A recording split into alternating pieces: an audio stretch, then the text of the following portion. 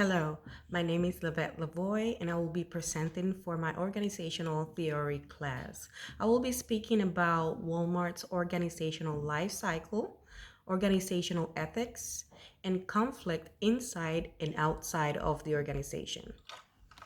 Walmart was built in its history, and the decisions the company has made for the past 50 years have been rooted on Sam Walton's principles. Sam Walton was born in 1918 in Kingfisher, Oklahoma. In 1942, at the age of 24, he joined the military. He married Helen Robson in 1943. When his military services ended in 1945, Sam and Helen moved to Iowa and then to Newport, Arkansas. During this time, Sam gained early retail experience and eventually operating his own variety store. In 1950, the Waltons left Newport for Bentonville, where Sam opened Walton's 5 and 10 on the downtown square. They chose Bentonville because Helen wanted small town living, and Sam, inspired by the early success of his dime store, he opened the first Wal-Mart in 1962 at the age of 44 in Rogers, Arkansas. His low price approach to retail soon became a model that all Walmart stores would follow: sell brand merchandise at low prices. By 1990, Walmart had become the largest retailer in the United States and began to branch out internationally, opening a new store in Mexico and subsequently opened more stores in the UK, Germany, China, and Canada. Moving forward, Walmart opened its first Sam's Club, a chain of membership-only retail warehouse clubs in Oklahoma in 1983. The first Walmart Supercenter opened in Missouri 5 years later. In 1990, Walmart became the top retailer in the United States, a position it holds today, according to Global Powers of Retailing list. While Walmart clearly does a lot of things well, one they don't treat their employees well. The company is renowned for not paying employees well and keeping them mostly part-time to avoid to pay benefits. Beyond this, they have countless legal cases against them for poor working conditions, stealing money in wages, wrongful termination, and illegally disciplined workers, to name a few. Walmart has been the center of accusations of exploiting of low wages workers. Walmart has faced many ethics issues due to allegations of corruption within management. Corporate reputation is an important means by which companies can maintain and sustain competitive advantage and endure long-term relationships with multiple stakeholders groups. With over 2.2 million employees worldwide, Walmart has faced a torrent of lawsuits and issues with regards to its workforce. These issues involve low wages, poor working conditions, inadequate health care, as well as issues involving the company's strong anti-union policies.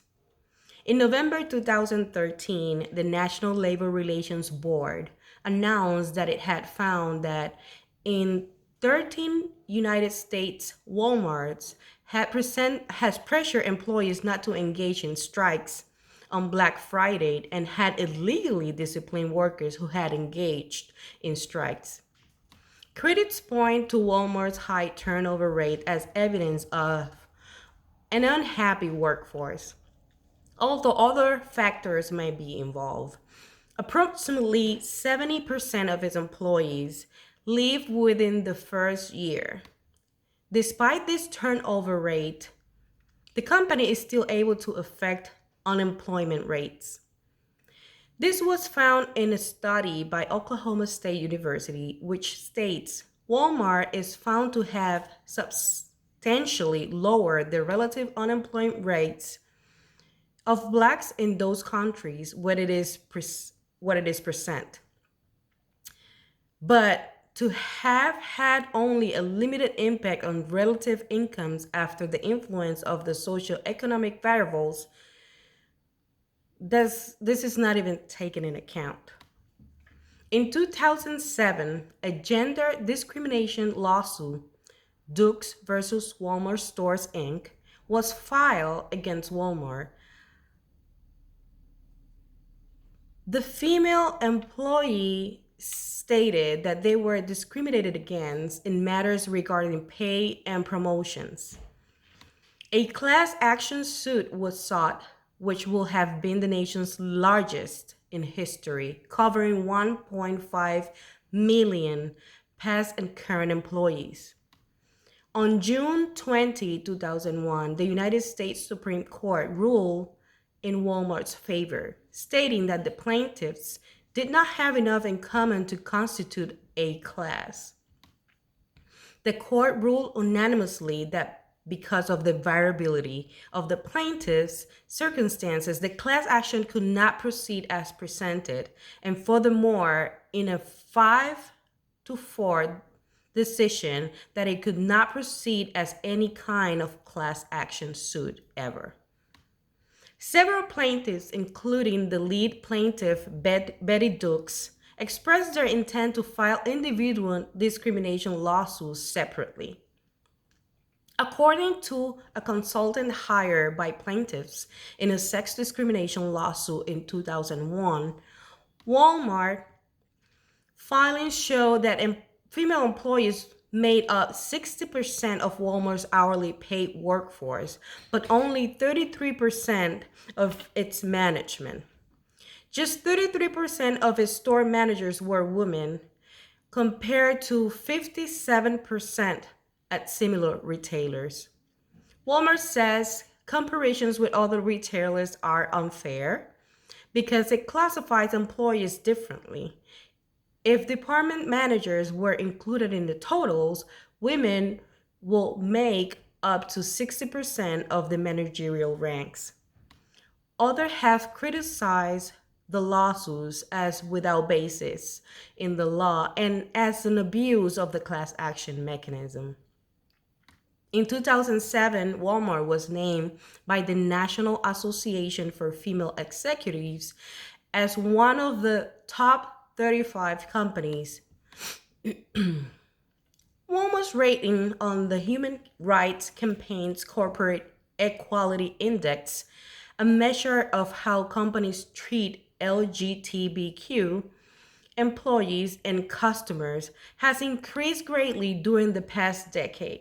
The company was praised for expanding its anti-discrimination policy protecting gay and lesbian employees, as well as for new definition of family that included same-sex partners. However, they have been criticized by the HRC in other areas, such as not renewing its membership in the National Gay and Lesbian Chamber of Commerce. In January 2006, Walmart announced that diverse efforts include new groups of minority, female and gay employees that meet at Walmart headquarters in Vanderbilt to advise the company on marketing and internal promotion. There are 7 business resource groups: women, African Americans, Hispanics, Asians, Native Americans, gays and lesbians, and the disabled group. The nature of Walmart's problems derives from absence corporate leadership and owners' accountability, disconnection between corporate and management, and unethical conduct. Walmart has enormous political power through the committees and individual donations, which are ranked in the top of 100 biggest in 2014. The issues include several lawsuits Walmart has faced since 2000s, the lobbyists that work for Walmart securing political power that governs laws that might affect Walmart's bottom line, paid court claims, dilapidated stocks, and removal from foreign countries along with billions of dollars in lost revenue, and the tarnishing of the Walmart brands that Sam Walton dreamed about. There are three theories that could assist Walmart as a whole to make better decisions. The first is system thinking that studies the relationships between cause and effect. This theory relates to both internal and external forces to be examined before making the best decision possible. The second theory is the complexity theory, which tries to explain how organizations behave. Complexity theory exposes the layers of the symptoms, thereby showing what needs to be fixed. And the third theory is structuration theory that explains decisions through the lens of organizational values and culture. I know that the ethical issues Walmart faced and faces have not occurred overnight. Therefore, they will not be fixed overnight. However, by taking action and implementing solutions, Walmart has an excellent opportunity of restoring their reputation, ethical practices, and relationship with stakeholders stronger than ever before. Below, you will find the references supporting my presentation. Thanks for watching.